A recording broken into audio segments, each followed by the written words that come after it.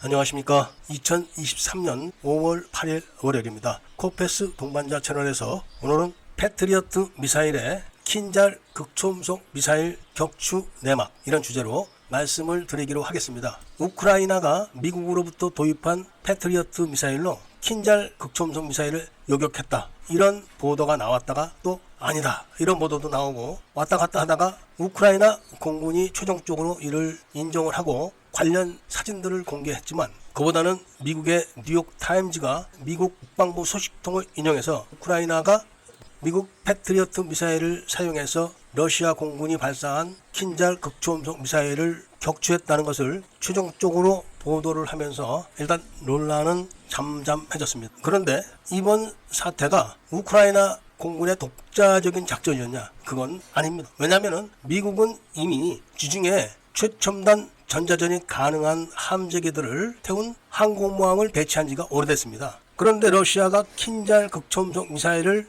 발사하기 시작한 게 작년 3월부터입니다. 그러다가 이번에 우크라이나군이 총 반격을 하기 위해서 작전을 준비 중인데, 거기에 미국이 패트리어트 미사일을 작년 12월 달에 공급하기로 결정해서 1월 중순경부터 4월 중순경까지 우크라이나군이 미국에 가서 직접 패트리어트 사용 방법에 대한 교육과 훈련을 받았던 겁니다. 그러니까 미국이 의도적으로 러시아의 극초음속 미사일을 격추하겠다, 이런 계획을 갖고 있었던 것은 아니지만, 미국은 지금으로부터 약 2년 전에 극초음속 미사일을 격추할 수 있는 기술을 확보하고 있다, 이런 발표를 한 적이 있었습니다. 그리고 그 기술은 미국의 로키드 마틴과 레이시온이 갖고 있다, 이렇게 전제를 했고, 그 기술은 앞으로 계속 발전될 거다, 이러면서 최종적으로 중국이 극초음속 미사일을 배치한다면 중국은 앞으로 재래식 군대로 전락할 것이다, 이렇게 공언을 했었습니다. 그러니까 중국이 극초음속 미사일을 배치해서 다른 나라를 협박하게 되면 그냥 두지 않겠다는 겁니다. 그리고 극초음속 미사일을 격추할 수 있는 능력이 있는 미국은 아음속 미사일이나 초음속 미사일은 100%다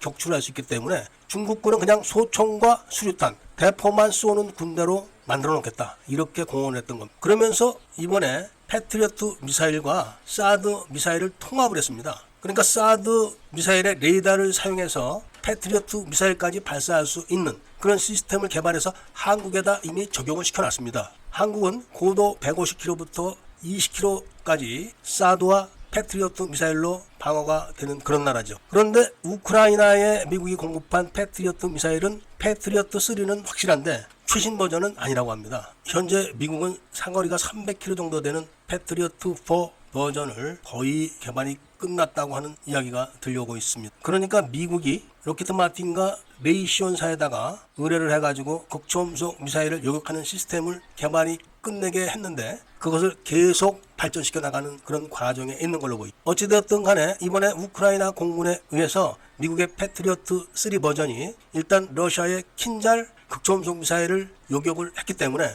극초음속 무적론의 신화는 깨진 겁니다. 킨잘이 일단 마하 10 정도의 속도를 내고 있는 미사일인데, 이걸 패트리어트 미사일로 요격을 했기 때문에 다른 미사일로는 마하 20 이상의 탄도탄을 요격하는 것도 어렵지 않다고 보는 시각이 많습니다. 대표적인 게 사드와 SM-3 이런 미사일들이죠. 아마도 이런 기술을 더 발전시켜 가지고 완벽하게 러시아와 중국의 초대형 탄도탄까지 다 막을 수 있다는 확신이 선다면은, 그리고 실증이 된다면은 중국은 앞으로 군사력을 해체하는 게 훨씬 더 낫다는 의견이 많은 겁니다. 그래서 미사일이 없는 현대전은 있을 수가 없고, 미사일이 없는 군대는 현대식 군대가 아닌 것은 당연하기 때문에 그런 겁니다. 이번 우크라이나의 킨잘 미사일 격추 사건을 교훈 삼아서 우리나라도 지금 현재 천궁과 LSM 미사일의 개량형을 연구 과제로 결정을 하는 사업이 통과된 것은 다 아실 겁니다. 그리고 우리나라도 극초음속 요격 미사일 개발을 계속 하고 있는 것은 다 아실 겁니다. 이런 우리나라의 연구 개발이 성과를 내서